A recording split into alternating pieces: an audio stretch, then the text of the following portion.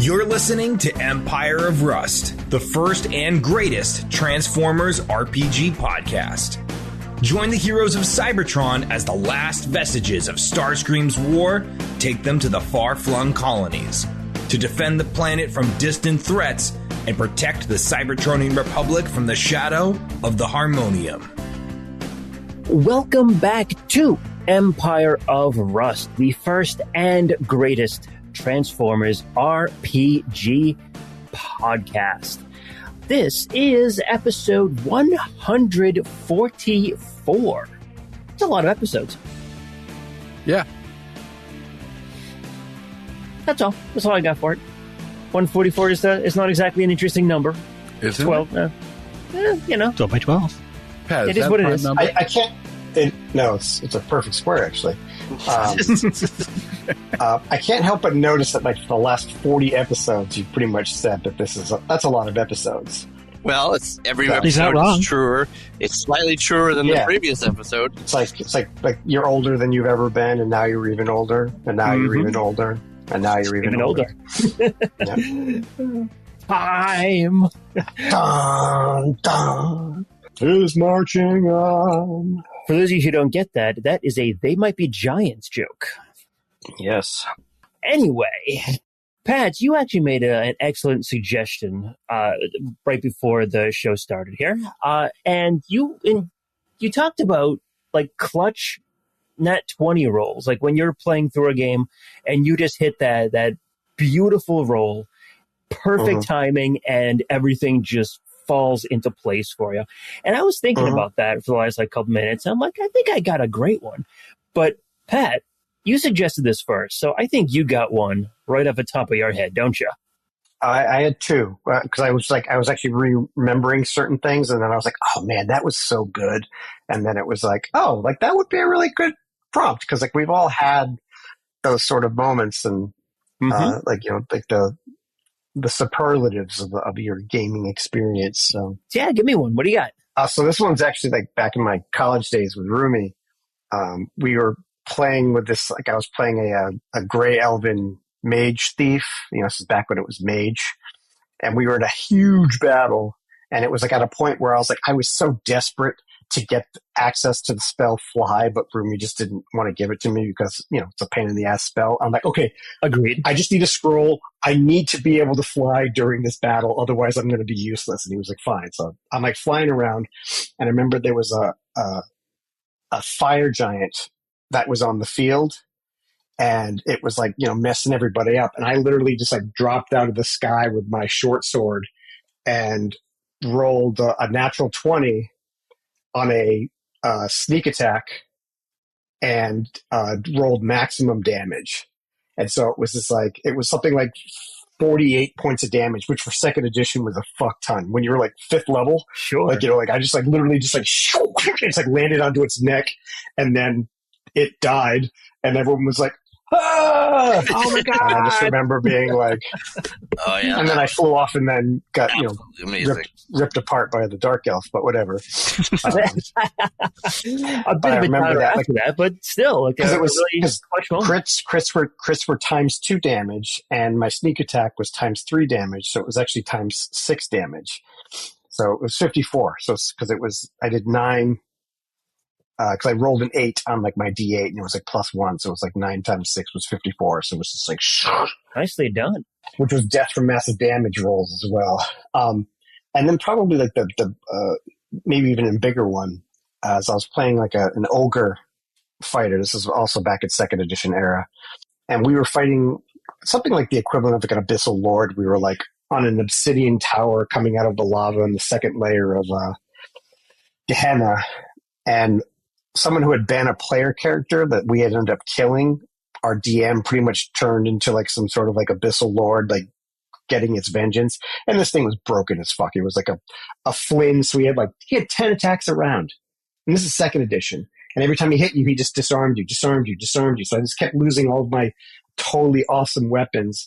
And I was literally like down to like one more hit and I would have been killed. And I had barely even hurt this guy.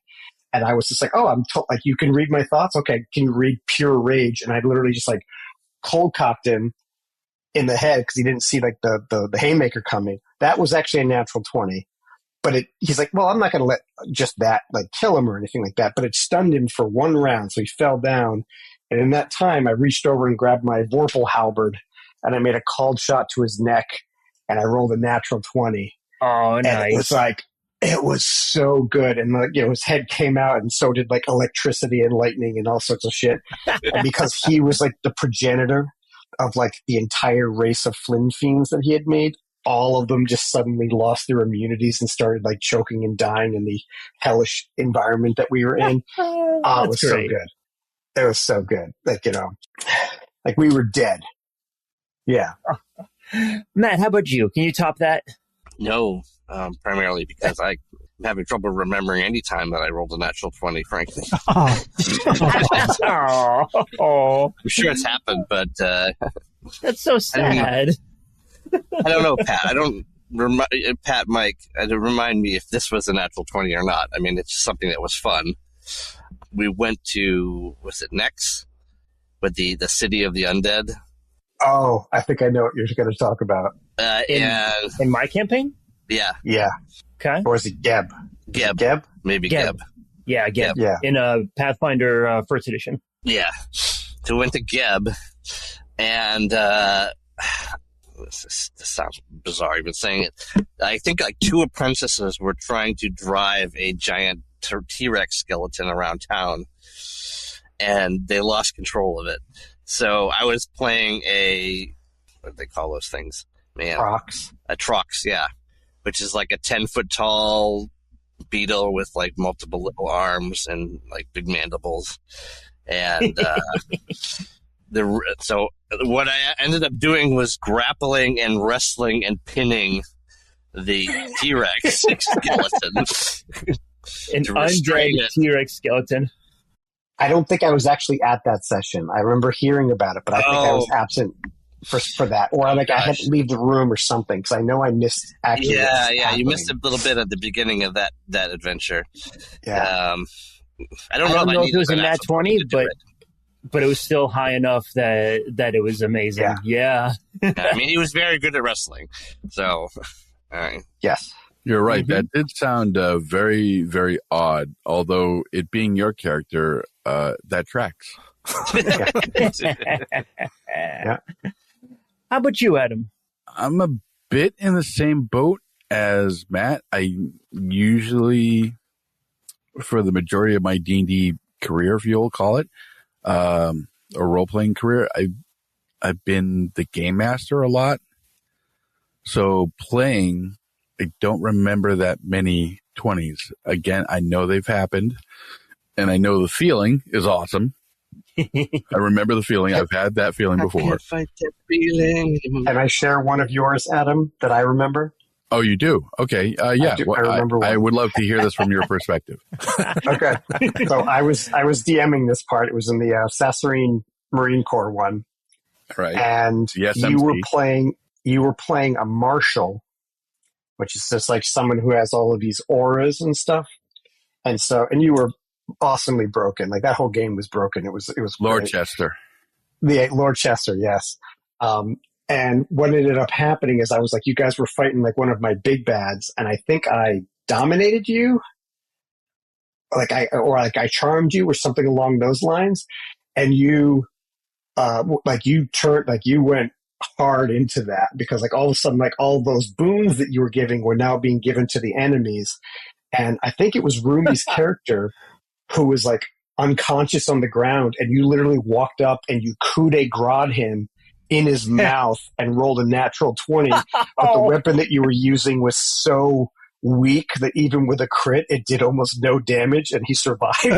But I was like, when you said that, you're like, oh, I'm going to coup de grace him. And I was like, Jesus fucking Christ, dude. Like, okay, like you went hard. I think I remember choosing that weapon specifically because it was my lowest damage weapon that I had. It was like a spare dagger or something I had. No, it was like some sort of like it was almost like a blunderbuss or some sort of like spray. Oh yeah. It was a crossbow sort of thing. Yeah, it was a crossbow blunderbuss basically. It shot like a rain of arrows in a fan-shaped pattern. So the damage specifically wasn't that hard, but it was meant to cover a wide area. Yes. Oh, yeah. I just remember that, just like laughing my ass off. I think I got coup de grace more times in that campaign with different characters. What does that tell you? Although I only did just more one. to go for you. So Mike did it twice because his evil doppelganger, I was dumb enough to give him a weapon. And then I forget what happened, but he coup de grace me and I didn't kill my character. And then coup de grace me, still didn't kill my character. Different character. Oh my God. I think he was using a merciful weapon. He didn't know it. But still. Kevin, how about you? You got a big memory. We haven't heard much of like your past gaming experience, so I imagine you have a whole bunch of things that you can share. Yeah, my whole branch is different from you guys. I'm kind of new to this group. Although actually this one does involve Pat. We were kind of fresh out of college, I think. Well, not fresh. Maybe like I was 24-ish, 25-ish. I was like 20. Early 20s. Mid-20s. And not many people were around to play D&D. And we were all kind of like it was just three of us. It was Pat, our friend Mike, and myself that were living kind of around Boston. And we're like, oh, well. Not our Mike, right? No, neither of you. Third Mike. Third Mike. Yeah. And we're like, well, like, one DM and two to a party does not, two people does not make a complete party. So we're like, well, let's play Gestalt characters where you can play basically two classes at once in one character. You basically make a horribly broken character and you run with it, right? At the start, it's going to be broken. So I played a goblin. It was 3rd edition or 3.5. There's 3.5. Yeah, and I played a goblin that was a mage thief.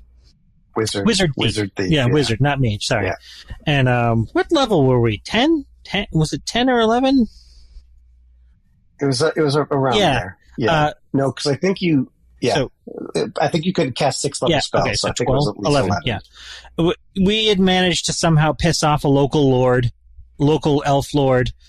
Really powerful one, not local, I don't know, regional, whatever. And he cursed us and he turned us all into human because Pat was playing a lizard person, a lizard folk. Mike was playing a half ogre. And I was playing, the goblin. So he turned us all into human, which for the other ones, it was kind of just crappy. But me, I was like, oh, now I'm larger. This is great.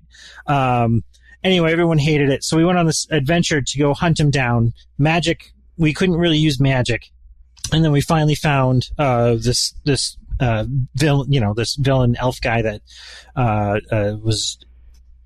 had cursed us.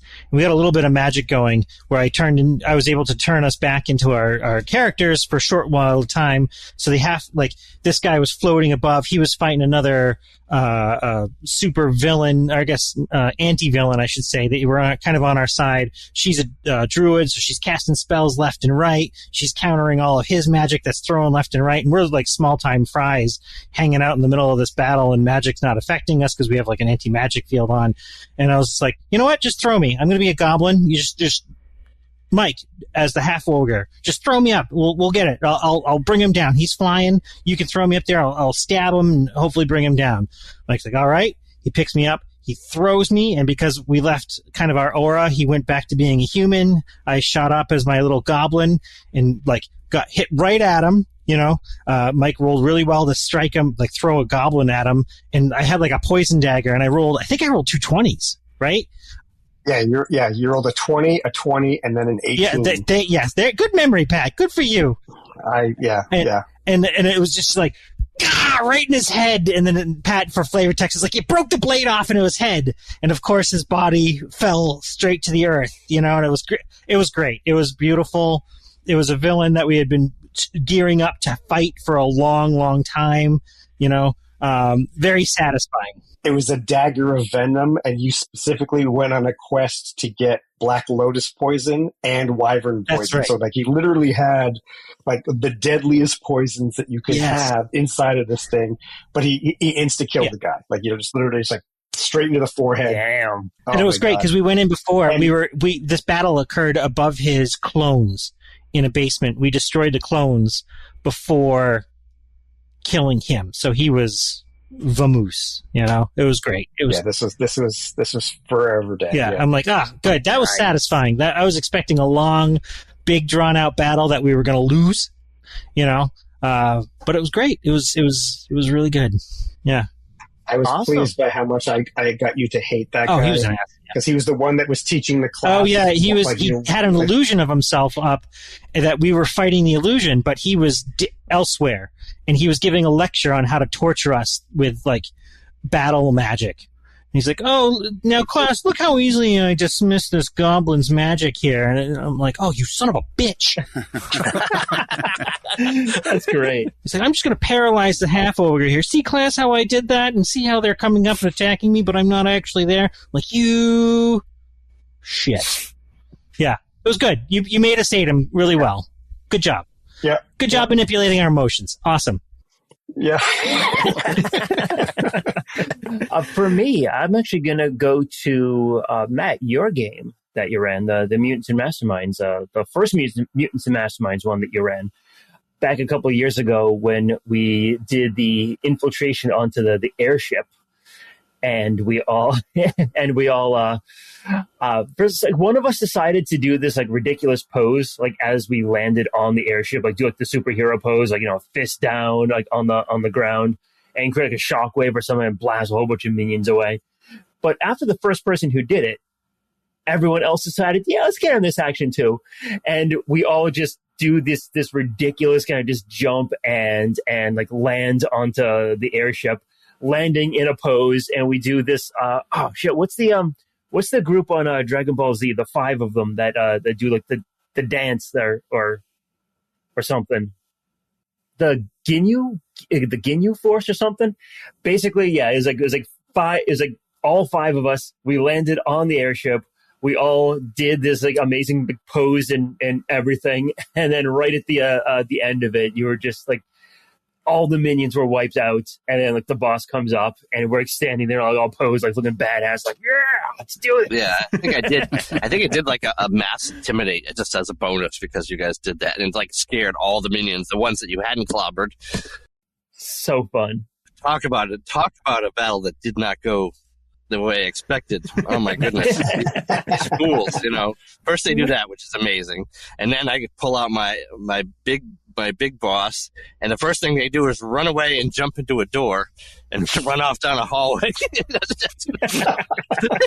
Completely abandoning the guy that I was expecting them to fight, Excellent memories. I love it. Let's see if we can make some of our own on this episode.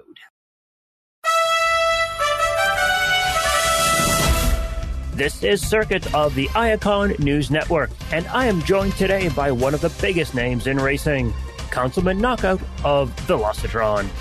Councilman, it is an honor to have you in the studio today. The honor is all mine, Circuit. We'll talk politics in just a cycle, but I think we can start off with something near and dear to your spark. The qualifying races for the Ibex Cup. Blur, of course, took the lead in the latest preliminary rounds, followed by Roadhugger and Blackjack. That guarantees Blur a place in the finals and puts Blackjack just one more win away from qualifying. But the biggest news this post-noon is the surprising loss from Ambassador Sweet Spot. From second place on the final straightaway, he dropped to 5th. While he's not out of the running yet, he has a large gap to make up. Care to comment? It was certainly unfortunate, to say the least. The Sweet Spot and I go back a long way, and I was sorry to see the loss. But every racer has an off race now and again. It looked like he was having some engine trouble on the last leg. Any truth to the rumors he was seen at Central Reclamation shortly after the last race? I'm not going to spin my wheels over rumors, Circuit. But it certainly looked like something was wrong. Any racer should be checked out after such an intense performance. Ideally by a talented physician. Regardless of how he placed, the Ambassador gave it his all. No one should feel any shame for that. But let's not let the rumor gears spin out of control entirely. This was an isolated incident, and I'm sure the ambassador is looking forward to the next round of qualifiers. Speaking of the next round, qualifying Heat 13 is scheduled in just 8 cycles. And we fade from that scene to a new one.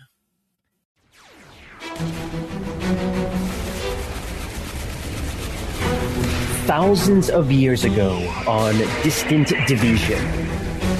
Weapon Squadron, you'll be on the front lines, herding these organics onto the shuttle. There, they'll be safely transported to the moon for recolonization. Spat General Strike Zone into the comms. His twin, Blast Radius, giving orders to the rank and file before him. Howitzer, you ready to kick some posterior plate? You literally know it. And the two of them grasped each other's hands and transformed into an impressive gun. Their wielder, Decacon, reaches down to grasp the hilt of his new weapon. Ooh, easy on the grip there, Deca. You're grabbing my bolts. Sheesh, buy him some Energon first. Oh? Said a surprised Decacon, nearly dropping the hair out of surprise, but quickly recovering when he heard the two bots laughing at him.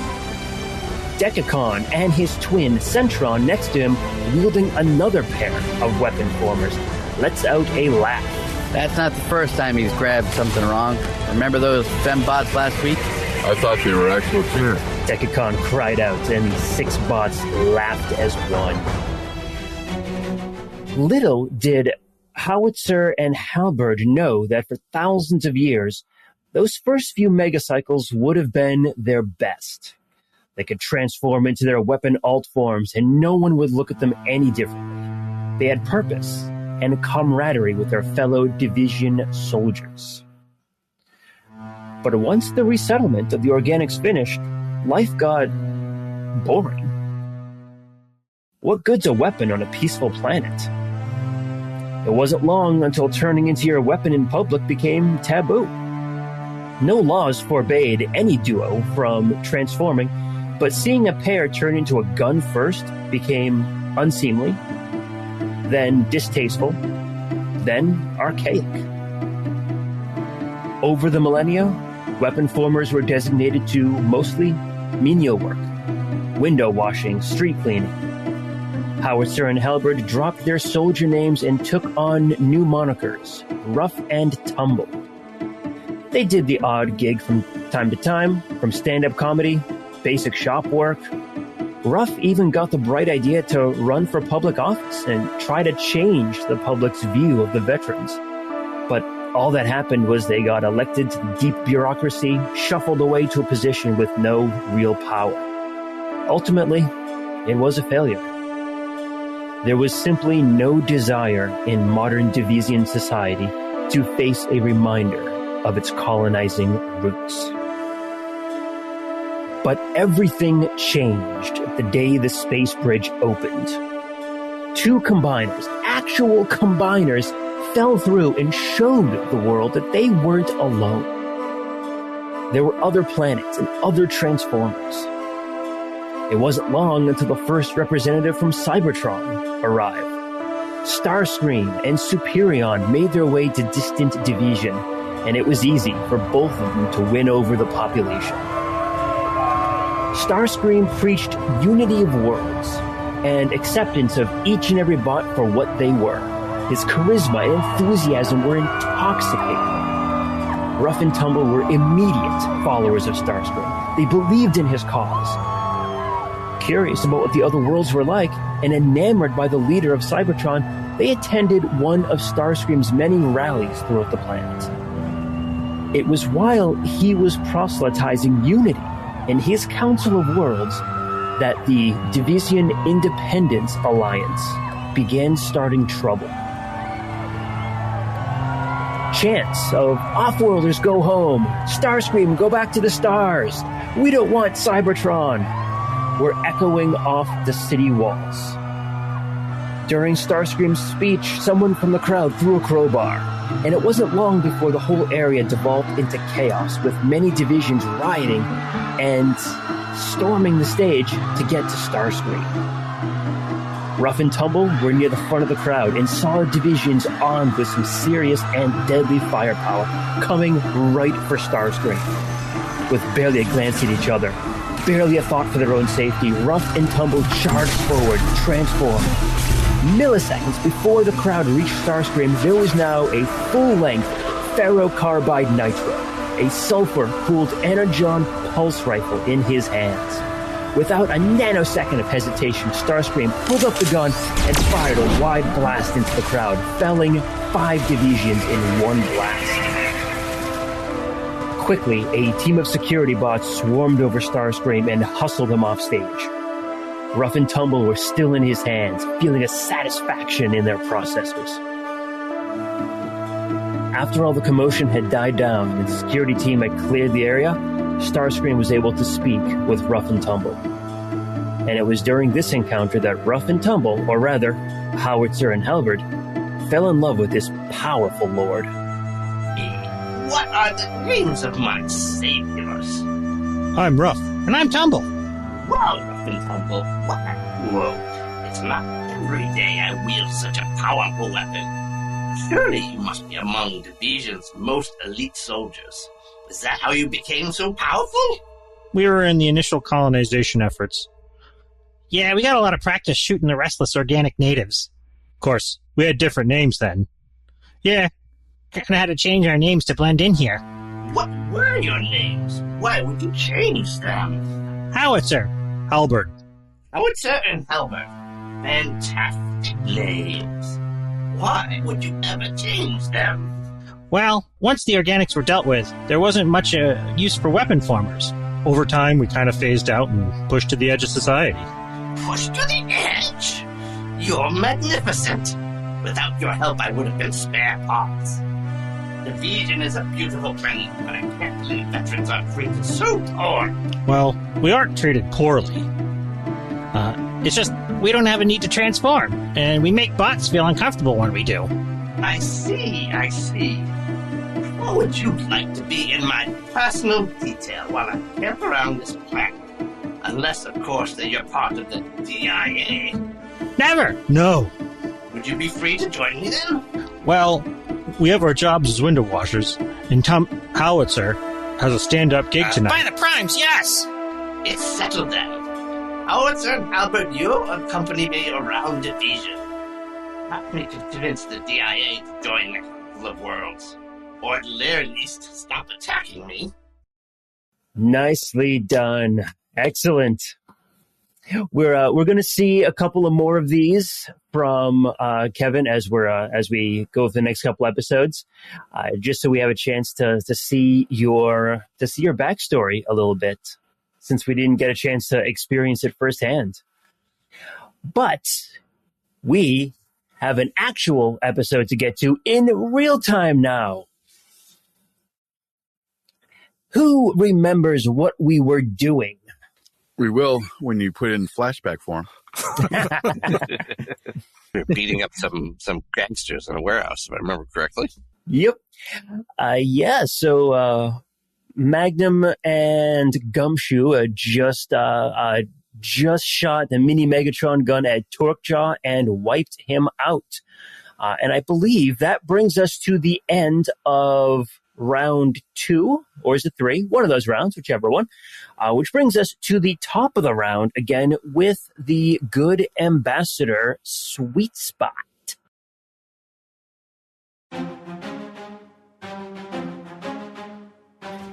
So, Sweet Spot, you were leading us off on round 3. You have 4 bots that are around you. You did zip back and forth between them to provoke any attacks of opportunity, which I think a couple of them did take some shots at you, if I remember right. But yeah, so you get some bots around you here, and you are outside this warehouse all by your lonesome.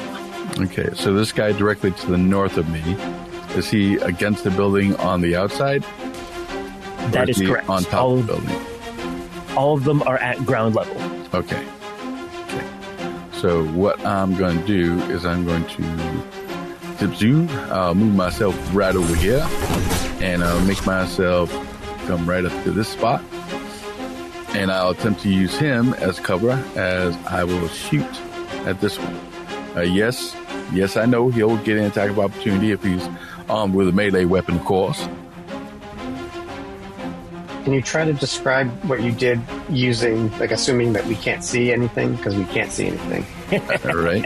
I headed straight through the middle of them, up around to the backside of the one that was directly to my north. So now there's one to my east, one to my one to my west, and one to my southwest, and one very far away, almost directly to the south. But he might be around the corner of the building, so he'll probably have to move to take a shot. Exactly right. There is one far to the south, and he is a little bit too far in front of the building in order to get a clean shot on you, so he cannot see you there. The one to your southwest, I will say, is gonna have some cover because you put a bot between yourself and the southwestern one, and the one from the west does have a fairly clear shot against you. Yeah, but I'll be shooting at that one in the west. Exactly. Hopefully, doing something about that. Okay. Go ahead and roll up your attacks, and I am going to roll up a attack of opportunity from the dude you just ran around. Okay. Starting off strong with a natty 1. Okay.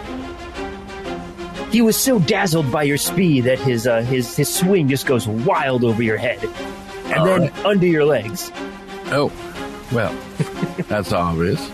And then I will take my shot with, a roll of 1. Thank you, roll 20. Oh, wow. This Gonna is be one of those. Is a great start. Yeah.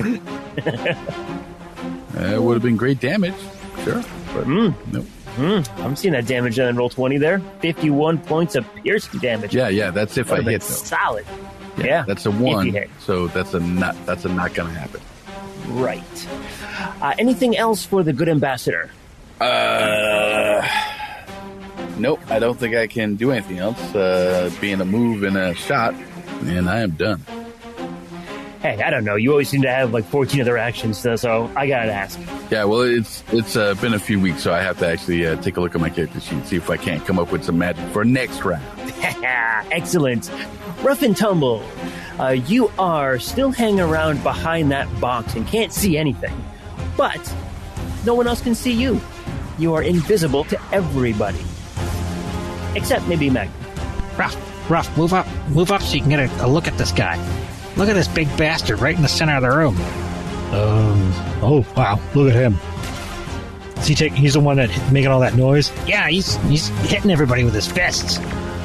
Cool. Let's shoot this guy. So we're going to shoot the guy on top of the burning building over here.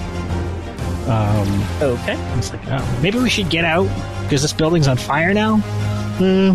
Let's meet our rescuers first. And Matt, maybe you can clarify too. These are illusory flames. They're not real. Yeah, they're hollow grenades. Okay. Doesn't look to me from that distance, right? Right. And don't forget that you do have 2 bots that are inside the raised office there that have been taking shots at all you guys. Oh, maybe I can. Circle is a cloud of smoke. Would I be able to see them? Even if you don't see them directly, you do see the guns, like the gun barrels coming out of the windows that they broke. So yes, you'd be able to. You'd know that they'd be up there. Oh, if you want to take a shot at them, or if you want to shoot at the one above the roof there of the office, I am gonna give them cover just because the angle is not exactly good for you right now. Oh, sure. How about this guy? He over here, the orange guy. Is he the one that had the light fall on his face and get all discombobulated? Yes, he is. He's blinded right now until he takes I think, although he might have actually cleared that at this point. Yeah, I think he did clear it because I don't have an icon on him anymore. Okay. Let's blast him. But you do have a clear shot at him, though. Yeah. You do it. You guys turn into a gun. Maybe. Yeah. We have no one to wield us. Let's shoot that guy. Oh, so did we determine? Can I once say tumble shoots? You can kind of just hand the gun to Ruff. I think that's what you were doing. Yeah, it's a move action to hand it off, but yeah. Okay. Absolutely. And would that get in the way of... it turns like one shot into a full action. Yeah. Would that get in the way of hiding? Like if I do my stealth afterwards? Actually, I have an ability that lets me do that anyway.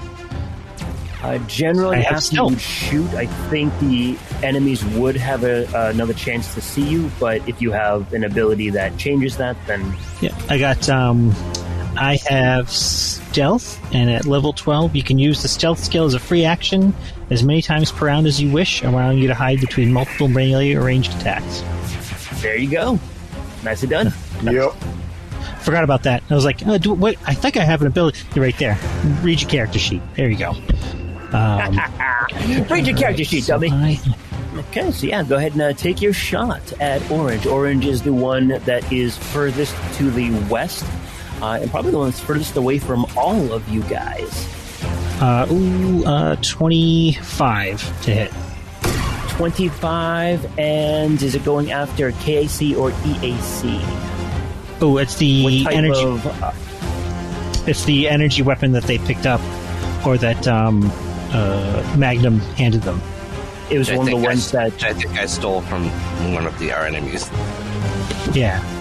So that is the piercing weapon, and that is going to be against KAC. Unfortunately, that is just a miss. Okay, so he'll throw it to Tumble. You are shooting from stealth, though, so they're effectively considered flat-footed. -2? So is that enough? You said they just missed. Is that enough? Right, although flat-footed is -2, right? Oh, yes. Correct. Actually, yeah, then with flat-footed, -2, then yes, that would be enough to hit him. Ooh, okay. So that is 3d6. So that's 6, 7, 8 plus 66. Let me write that down. 8 plus... Good call there, Pat. That was a very close hit. If I were to calculate the number of damage that I have retroactively done over my gaming career, it would probably be in the 10,000s. Oh yeah. You know? My power is, I know your character better than you do. That's your mutant power. Yeah. 36 points of damage. Okay. 36. That's a good hit. And yes. Rough rolled terribly. Rough rolled a 3, so we got an 18. So rough. Yep. And then we'll go back to stealth. Even with flat-footed, that's not enough. Yep. 18 and a 14. So it'd be a lot. Stealth 18, so it'd be 47 and 47. 47. No. All right. Not concerned at the moment. But Magnum, if you want to, I don't think the rest of you will be able to perceive him, but Magnum, I think you have the only real chance. If you want to make a perception check to notice them after they go back to stealth, feel free. Your DC is 43. Yeah, otherwise 37, and it's still not good enough. And then I discovered I also rolled a life science just in case, but I forgot that I'm completely terrible at now because I got a 4. So yeah, Pythagoras is not around to deal with this. Spindrift, that brings it to you. So you have a couple of mirror images around you. Mm-hmm. And you get a dead bot next to you that you took care of. Yep. And I say these two up here in the cloud of smoke. Mm-hmm. So I'm keeping track of initiative because I can't see everybody. Yeah, else. I can't either. Yep. I'm going to fly up to the east onto this container here. I'm assuming that's level with these guys.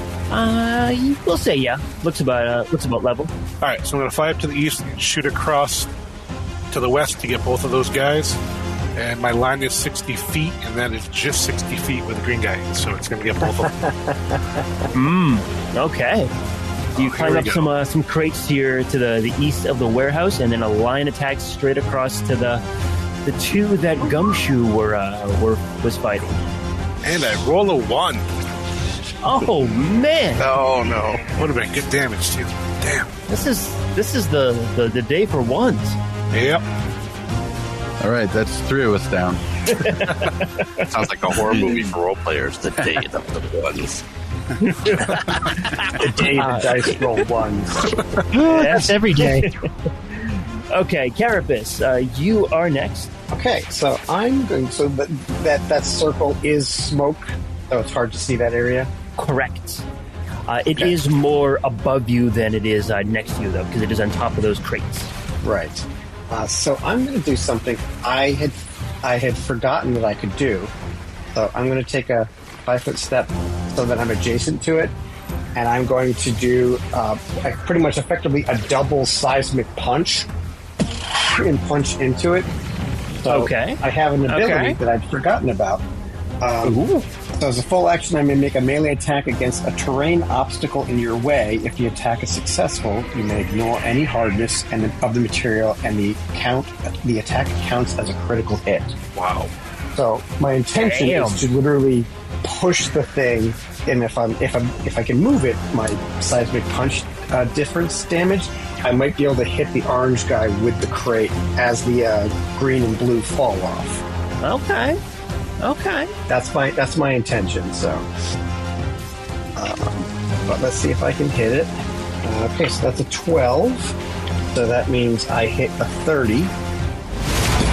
I'm assuming that's enough to hit a stationary object. Yeah, absolutely. Yes. Well, you needed to roll it because it's been a day for one, so you never know. This is true. And then, speaking of ones, damage is not very exciting. So that is 10, 17 plus 60, so 77 points of damage. 77 points of damage, okay. Good lord. And should I roll just a d4, like my standard d4 plus 1, because of how big it is, or... Yeah, let's just do the standard, because it is a pretty massive piece here. Fuck yes. And I rolled a 4, so that means they move back. It moves back 25 feet. Woohoo! Okay. To the west, which if I count, 1, 2, 3, 4, orange is only 20 feet away. Yep, you are right. Oh man, he's going to be underneath it. I didn't even think of that. So this entire shipping crate gets shoved back 25 feet, and as you point out, orange is right next to it. I am going to give him a save just to see if he can dodge out of the way. Rolls a 2, so no, he does not. And I think I should give a save to the folks above, the green and blue, to see if they can land on... check. Yeah, to see if they can land on their feet or something. Let's see, this one, green rolls a 5, so that is a no. But blue, okay, he actually has a decent roll. Let's see what he got here.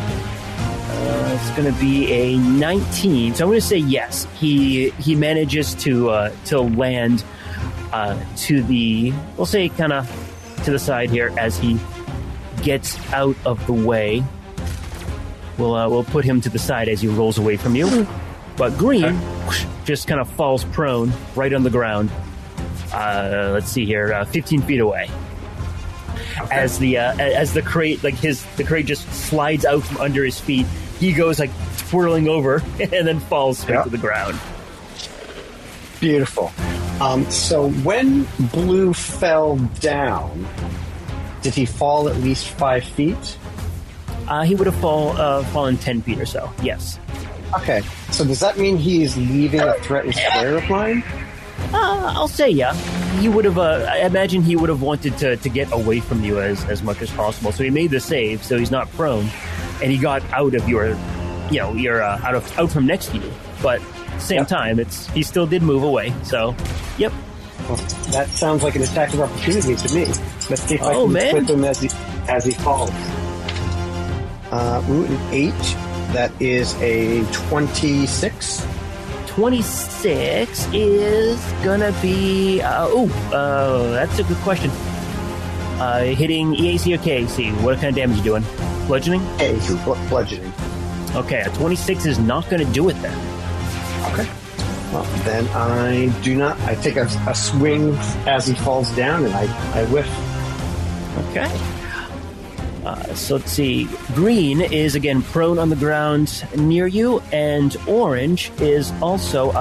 Orange got pushed back behind the moving crate, and since he did not make his save, he also has fallen over. So Orange is prone on the other side of the crate now. How much damage does that do?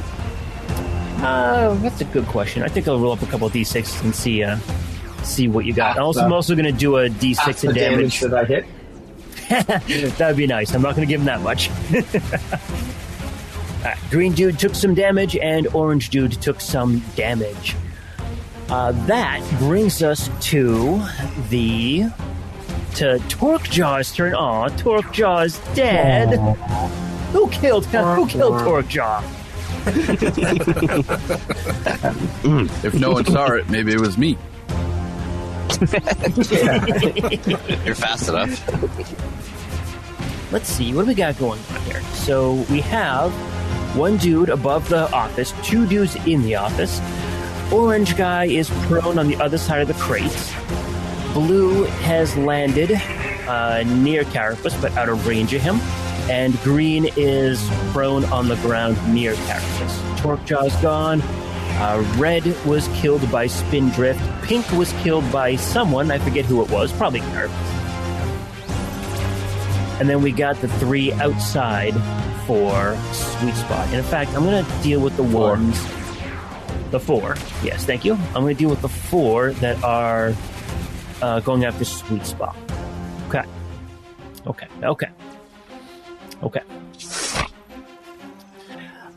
The one that you took a shot at, Sweet, is going to take a shot at you. That is going to be a 19 to hit. Probably a miss, right? 19? Yeah, that's a miss. Yeah. The one to your southwest is going to take a shot. You have some cover from him, but either way, that is an 18 to hit, so that's going to be a miss. Mm-hmm. Let's see here. The other dude to your south, 1, 2, 3, 4, 5, 6, is moving upwards. Do I want to do a double move? No, he's going to take a shot here, but he is going to get cover again because he's almost in the same line as the southwest dude. And range? Yes, he is in range. Thank you for giving me honest. 23 to hit? 23, let me check. No. And number 4, the one right next to you, as a 32 to hit. 32, Right, let me check on that. 32. No. Damn, man. It's too fast. Okay. Hey, that's how it was built. They see what's happened here. Let's see. So the western guy is going to move. That's 5, 10, 15, 20, and 25. And the southwest 1, 2, 3, 4, 5, 6. So they're all going to move in to try and surround you. Of course they are. Let's see if they can. Do that. But they've taken their shots, and shot, move. This guy can move, but he doesn't want to. He wants to be right next to you. Oh, how quaint! So that's pretty easy for Sweets. You're getting surrounded and about to get beaten on. Mm-hmm. Sure. But inside the warehouse is another story. Orange dude is going to get up. No, sorry, not orange. Green dude is going to get up. So he is... Let's take prone off of him. And he is going to try to take a shot at you, Carapace. How does a 18 grab you? Not even remotely. Not even remotely. Orange dude is going to get up as well. Spends his move action getting up, and is going to come around to the southern side of the pushed shipping crate. He sees you, Gumshoe, at the top of the other crate, but you are going to get cover because you actually are a bit further back. So Gumshoe, shot coming at you. Fuck, natty 1. All right. Whatever. Let's see. Top of the roof, or top of the roof of the office. I'm not even going to bother rolling the perception check because I don't think he can actually beat you. Rough and tumble. even with that 20. Ha! That's good. We are the shadow. But he does have a shot at Gumshoe and at Carapace. Carapace is the bigger threat, of course, so let's go after Carapace. 29 on Carapace. Make it rain, make it rain. That is not enough. That is not enough. Mm-hmm. And second shot on your Carapace. Fuck! 91 again. Blue's got a clear shot. He's going to back up. He is. That's a good question. The smoke was from a grenade, correct? Yes. So I imagine is it still emitting the smoke, like in the area, or is it just like a poof, one and done? A poof, but it lasts a fair amount of time. I don't remember exactly, but at least a few minutes. A minute. Okay. Usually. A minute. So I'm gonna say Blue is not in the smoke right now because it was at the top of the shipping crate, but it is going to start sinking down eventually. Combat will probably be done by then, but you never know if it lasts long enough. I'll say 3 rounds, and you can count that out, Matt, if you want. Mm-hmm. All right, Blue. Blue is going to back up and take a shot at your Carapace. 28 to hit. Another miss, I imagine. Yep, that is indeed a miss. I think that is all of the ones here in the main part of the interior, and we got 2 in the office. They cannot hit Rough or Tumble. They can potentially hit Gumshoe or Carapace. Spindrift, you are too far out of the way. So you know what? 2 more shots coming at you, Carapace. Probably gonna be misses. I can't fucking hit you worth a damn. 27 and a 30. Those are not enough. Damn, Carapace, you're just almost too like strong. I built my character for this.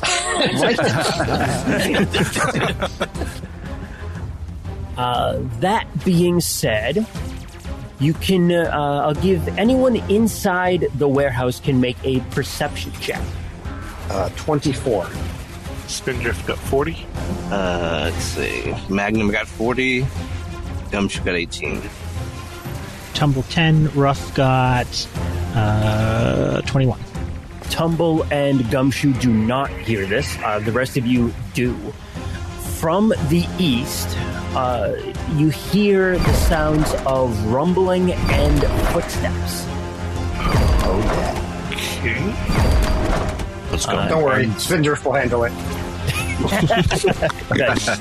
And yes, Spindrift, it would be to your east. Yeah. I can't see anything.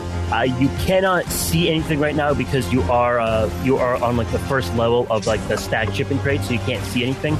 But you also know that from on the eastern side there is like a large door, like a large like garage door kind of thing. And from your scouting already, you suspect that the warehouse already continues on past that door. Okay. That is all them. And Gumshoe, or Magnum and Gumshoe, it is you for the end of round 3. Okay, so just based on the various locations of where we're at, I'm trying to remember the outside map, but is Sweet Spot sort of to the east of us right now, roughly? Sweet Spot would be to the west, like southwest. The west, that's what I meant, the west. If you can see on the bottom of the map, see that kind of light section that kind of indicates outside, directly south of Gumshoe? That would be the door that you came in. So you imagine that the wall to the west would be the exterior wall of it, and Sweet Spot was like you guys had set up to the outside of that wall. All right. So Gumshoe's going to jump onto the crate that just moved and moved northwest, cross it. Nice. Jump down, run past the door control for this big garage door to the west. He'll hit it with his tack flash to open the garage door.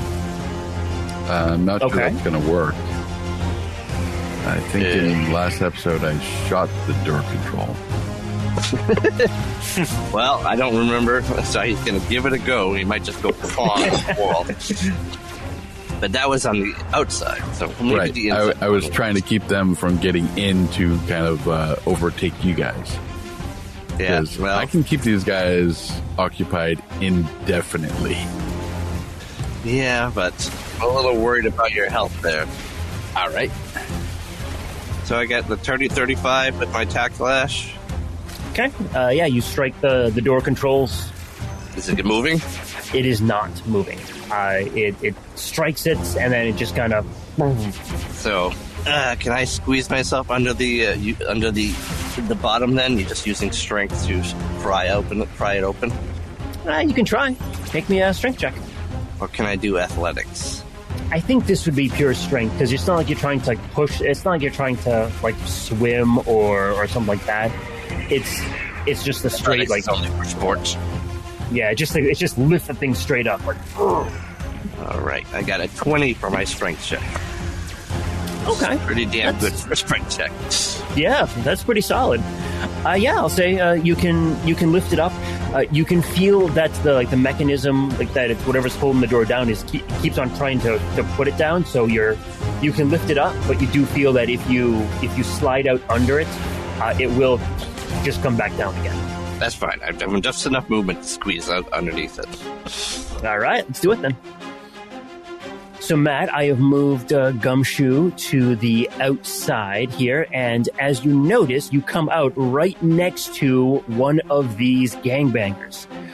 And you are in a very vulnerable position as you are getting out from underneath the door as it's closing. So, you know what? You are going to get hit by an attack of opportunity. Wish them luck. 32 to hit.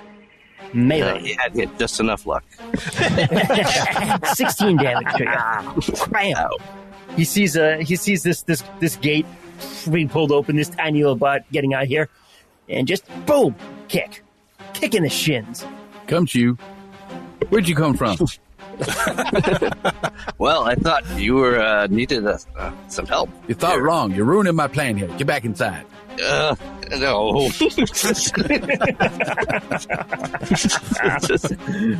He's impulsive. I'm jumping out just in time to become a corpse at him.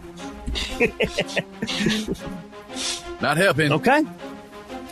I believe Magnum still has some actions if you want to do anything, but otherwise... Yep. What I'm going to do is fire 2 holodeck grenades out of the hat. Okay. And create more images of Sweet Spot. All right. I'm not opposed to this. Actually, you're paralyzed because you have to stop and look at how good you look. Ooh, I look good. Check out that mustache. Check out that fender. I can only do 2, and then I'll change into a building that fills up this alleyway. Oh, man. Pull in Sweet Spot and Gumshoe. Right now. Sorry about that, Sweet Spot, but just hang out for a second. I'll be re-energizing in a second. Well, a bot likes to be asked first, you know.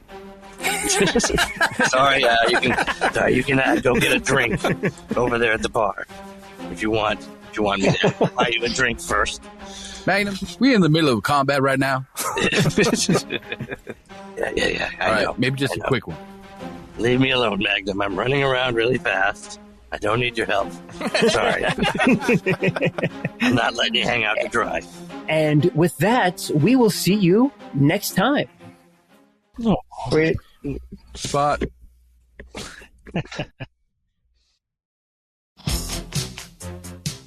From the secret files of Teletran 1, Empire of Rust is written and GM'd by Michael Ordway. Detective Magnum and his partners Pythagoras and Gumshoe are played by Matthew G. The Yukar and Fateweaver, Spindrift, is played by Mike M. Carapace, the Beast Warrior of Primitive Yukaris, is played by Patrick Finn. And the Division Brawlers, Rough and Tumble, are played by Kevin Carlson. Additional characters are played by Michael Ordway, Brandon Willett, and Charlotte Chapman. Empire of Rust is supported by the humans and networks of planet Earth, whose online networks provide access to libraries of sound effects and music, such as Storyblocks, Zapsplat, Blue Zone, Pixabay, and Dark Fantasy Studios. We are distributed by the Transmissions Podcast Network. Stay up to date with all the latest news and reviews in the world of the Transformers by going to transmissionspodcast.com or searching for Transmissions wherever you get podcasts. You can communicate with the heroes of Cybertron by joining us on the Transmissions Discord channel. There you can discuss episodes, talk to the cast, and download the rule set used in Empire of Rust. Teletran 1, signing off.